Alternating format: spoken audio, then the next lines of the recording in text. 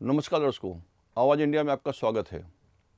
शिवसेना सांसद और नेता संजय राउत ने आने वाले समय में देश की सबसे बड़ी महानगर पालिका यानी कि मुंबई की महानगर पालिका के आने वाले चुनाव में शिवसेना पार्टी के अकेले चुनाव में उतरने की तरफ इशारा किया है। राउत ने कहा है कि अब तक महाराष्ट्र के किसी भी स्थानिक स्वराज संस्थाओं के चुनाव में युति के साथ कोई भी चुनाव नहीं लड़ा गया। राउत ने मुंबई मनपा चुनाव अकेले लड़ने की तरफ इशारा किया और इस तरह के चुनाव से पार्टी कार्यकर्ताओं को बल देने की बात कही।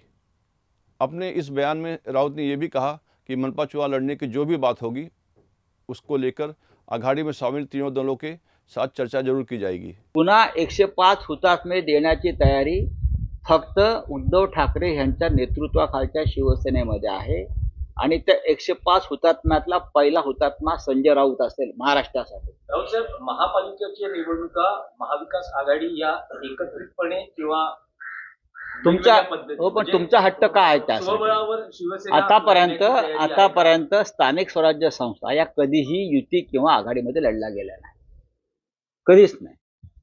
भारतीय जनता पक्ष शिवसेनाची युती असतानाही नाही, काँग्रेस राष्ट्रवादी काँग्रेसची आघाडी असतानाही नाही। या वेगळ्या प्रकारच्या निवडणुका असतात, तुम्ही समजून घेतलं पाहिजे।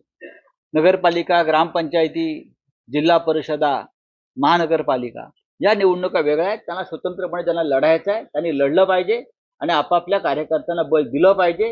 हेच कार्यकर्त्यांचं बळ पुढे विधानसभा आणि लोकसभेला आघाडी आणि युती म्हणून उपयोगाला येतं। म्हणजे स्पष्ट असं समजायचं का की शिवसेना युबीटी मुंबई महापालिका आणि अन्य महापालिका निवडणुका स्थानिक स्वराज्य संस्था आम्ही कोणताही निर्णय